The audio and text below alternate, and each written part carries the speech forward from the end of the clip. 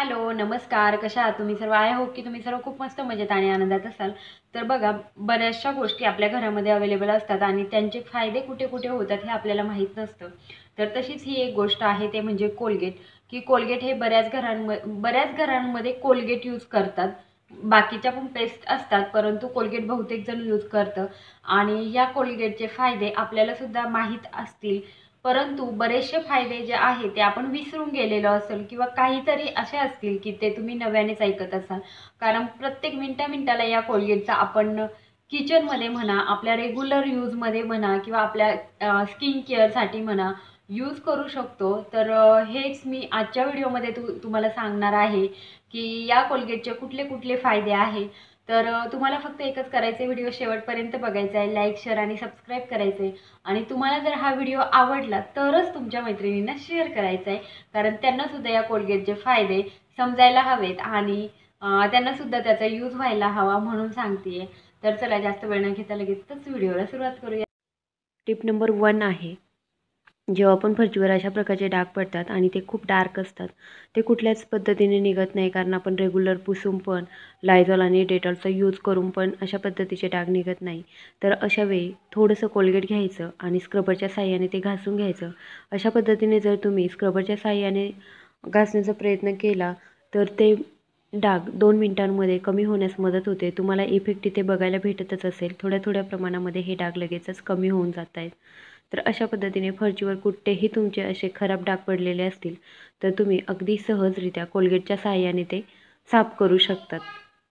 आणि इथे बघा, ॲट द एंड डाग जो आहे तो पूर्ण निघाला आहे. मी थोडासा पाण्याचा वापर केला आहे आणि त्याच्यानंतर एका कपड्याने पुसून घेते आहे. तर तो जो डाग आहे तो पूर्णतः कमी झाला आहे.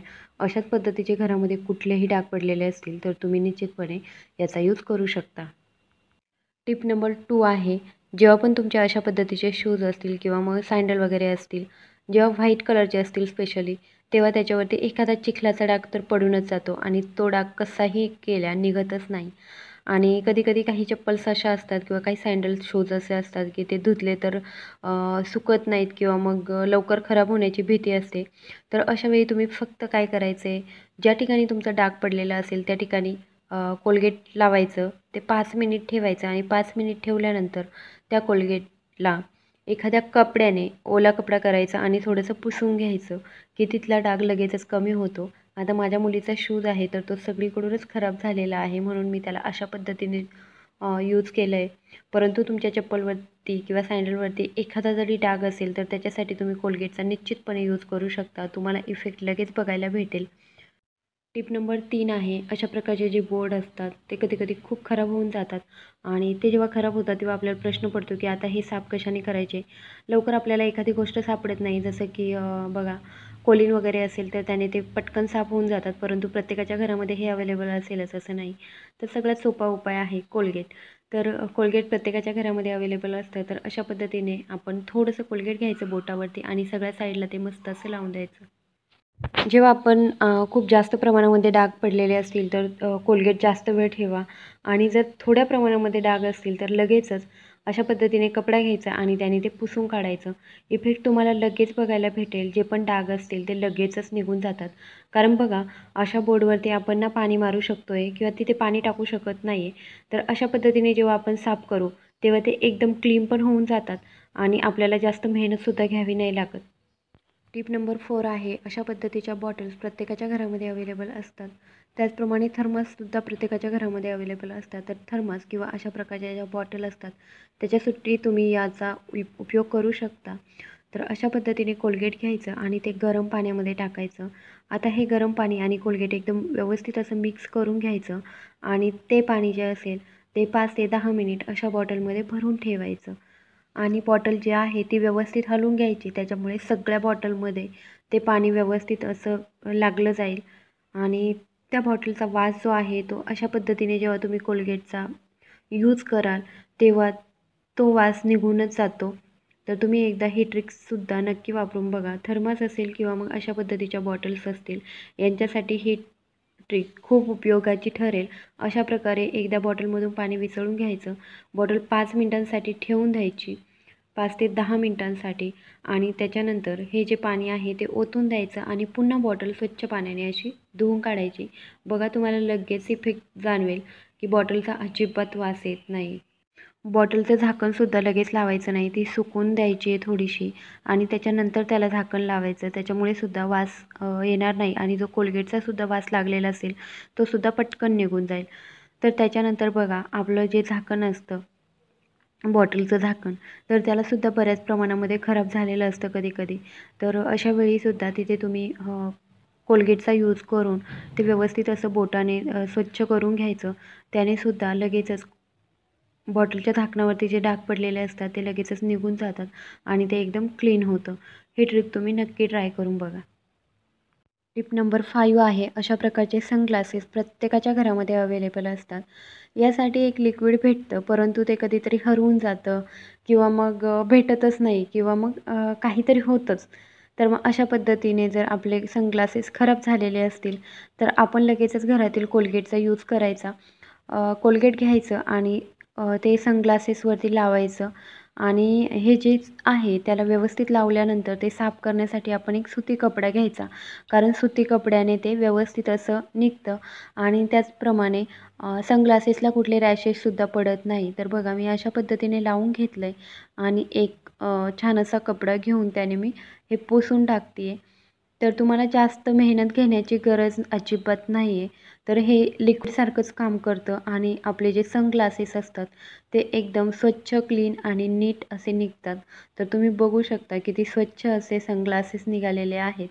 तर ही ट्रिक तुम्ही तुमच्या सनग्लासवरती नक्की ट्राय करा. आतल्या आणि बाहेरच्या साईडने तुम्ही अगदी व्यवस्थित असं क्लीन करू शकतात. त्याचप्रमाणे बघा घरातील जी इस्त्री असते तर इस्त्रीवरती सुद्धा तुम्ही याचा ट्राय करू शकता. कारण कधी-कधी इस्त्रीवरती जे कपडा जळाल्याचे डाग पडून जातात आणि ते डाग निघत नाही. तर तुम्ही अशा ठिकाणी कोलगेटचा निश्चितपणे यूज करा की ते डाग निघून जातात आणि दुसऱ्या कपड्याला आपल्या जळालेल्या कपड्याचे डाग जे असतात ते लागण्याची भीती नसते. आता इथे सनग्लासेस बघा एकदम क्लीन आणि नीट असे निघालेले आहेत. त्याच्यानंतर टिप नंबर 6 आहे, अशा पद्धतीचे जे प्लग असतात जे की खूप खराब झालेले असतात आणि ते अगदी स्वच्छ करता करता निघतच नाही. ना आपण याला स्क्रबरचा यूज करू शकतो किंवा ना कशाने हे घासू शकतो. तर अशा पद्धतीने कोलगेट घ्यायचं आणि कोलगेट याच्यावरती व्यवस्थित असं लावायचं. आता बघा हे डाग जे आहेत ते जेवढ्या जास्त प्रमाणामध्ये असतील तेवढा जास्त वेळ ठेवायचं. जर तुमचे डाग खूप डार्क नसतील तर तुम्ही कमी वेळेमध्ये सुद्धा हे लगेचच पुसून काढू शकता. तर अशा पद्धतीने मी आता ब्रशच्या साहाय्याने यांना थोडंसं घासून घेते आहे. कारण खूपच खराब झालेलं आहे हे. तर त्याच्यासाठी मी अशा पद्धतीने घासून घेते आणि थोडा वेळ ठेवणार आहे. थोडा वेळ ठेवल्यानंतर मी लगेचच दुसऱ्या कपड्याने पुसून काढेल. तर हे पुसून काढल्यानंतरचा तुम्हाला इफेक्ट मी दाखवेल की किती स्वच्छ आणि क्लीन असे निघत आहेत. कारण बघा या ज्या गोष्टी असतात फ्रीज किंवा मग मिक्सर, तर आपण ते रेग्युलर किचनमध्ये यूज करतो. किचनमध्ये बऱ्याच वेळा तेलकट डाग वगैरे असे पडत असतात आणि ते काही केल्या निघत नाही.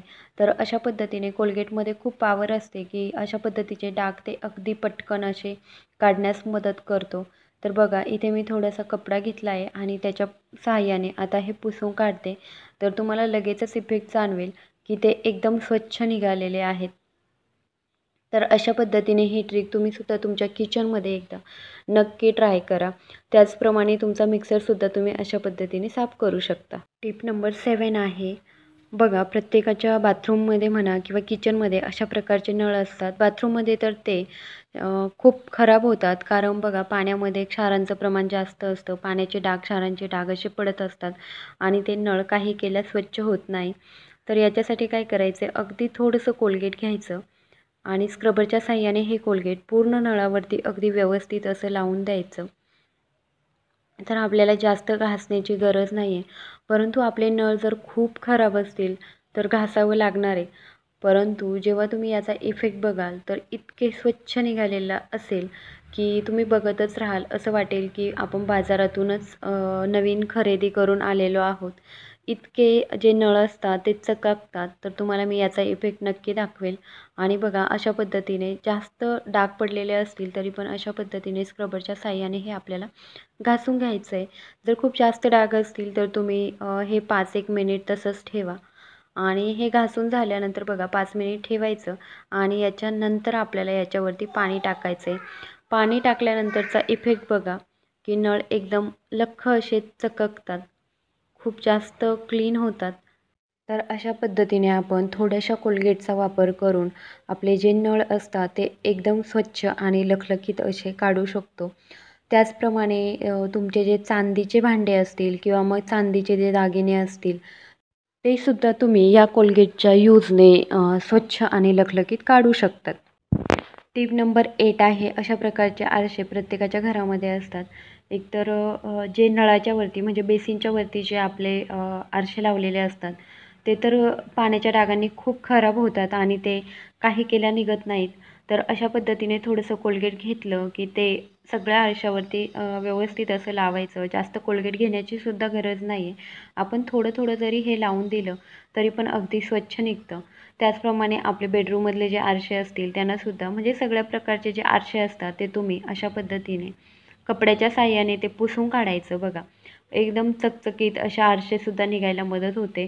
पण याचा उपयोग सगळ्यात जास्त आपले जे बेसिनच्या समोरचा जो आरसा असतो त्याच्यामध्ये होतो. कारण त्या आरशावरती कधी ना कधी थोडेसे पाण्याचे डाग हे पडतातच. किंवा मग बघा बेडरूममधले जे आरसे असतात त्याच्यावरती तेलाचे वगैरे डाग किंवा लहान मुलं असतील तर त्यांच्या हातचे डाग पडतातच. तर असे डाग निघून जाण्यास कोलगेटचा खूप फायदा होतो. अगदी पटकन असे हे डाग निघतात आणि आपल्याला पाणी वगैरे यूज करण्याची सुद्धा गरज नाही आहे. किंवा कोलीन जर घरामध्ये नसेल तर या पद्धतीचा तुम्ही नक्की वापर करू शकता. टिप नंबर 9 आहे, बऱ्याच वेळा आपण खूप कांदा कापला तर ह्या कांद्याचा वास आपल्या हातांना तसाच राहतो. आपल्याला जर कुठे बाहेर जायचं असेल तर ते खूप खराब वाटतं. तर कांदा कापून झाल्यानंतर आपण थोडंसं कोलगेट घेऊन कोलगेटने हात आपले स्वच्छ करू शकतो. याच्यामुळे कांद्याचा वास लगेचच निघून जातो. त्याचप्रमाणे बघा ज्यावेळी आपण वांगी कापतो, खूप प्रमाणामध्ये वांगी कापली तर आपल्या हातावरती वेगळ्या प्रकारचे डाग पडतात. तर हे डाग घालवण्यासाठी तुम्ही कोलगेटचा नक्की यूज करा. कारण जेव्हा ते डाग पडतात तेव्हा ते अगदी दिवसभरसुद्धा निघत नाहीत. त्याच्यामुळे अशा पद्धतीचे किचनमध्ये काही गोष्टी अशा असतात की ज्यांचे हातावरती डाग पडतात किंवा हातांचा वास येतो. तर अशा वेळी तुम्ही कोलगेटचा वापर करून हात धुवायचे. म्हणजे त्याचा वास पण निघून जातो आणि ते डाग पण निघून जातात. ही पण ट्रिक तुम्ही नक्की एकदा यूज करा. टिप नंबर 10 आहे, जेव्हा पण कधी आपल्याला कुठेतरी बाहेर जायचं असतं किंवा कुठलं तरी फंक्शन असतं, तेव्हाच नेमके आपल्या चेहऱ्यावरती एखादा पिंपल्स अगदी पटकन येऊन जातो आणि आपल्याला मग प्रश्न पडतो की या पिंपल्सचं आता करायचं काय?